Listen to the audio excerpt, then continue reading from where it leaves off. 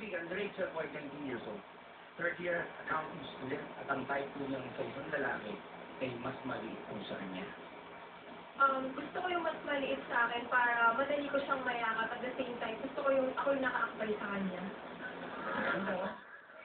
Marami kasi mga lalaking maliliit. Kasi minsan, alam mo, hindi mo maiwasan, medyo yung iba, talaga naliliit na lang. Yung mga ganito kaliliit, okay na sa'yo, yung mga ganyan. Bakit? Yun lang. Yun lang ang purpose ko.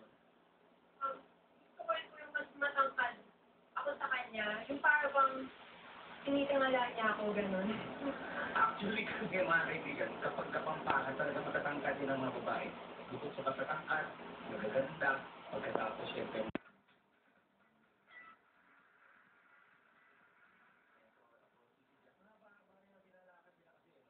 Alright, 18 years old! Mga kaibigan, palapakan po natin ulit.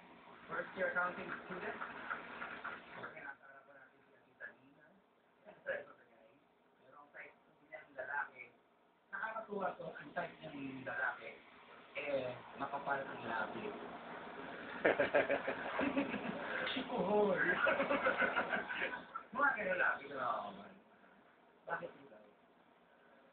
Sa tingin ko po, kaya ko yung nag-start sa Sunday is first seductive and exotic po yung dating ng ganun. Tsaka mas mag-feel mo po yung essence po nung labi po nung Sunday.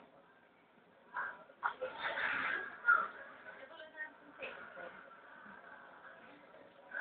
Hindi lang.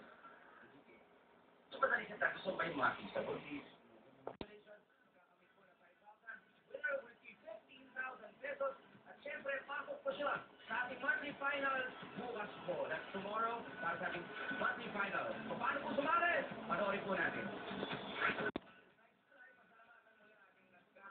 Nagwawa po ang mga judges.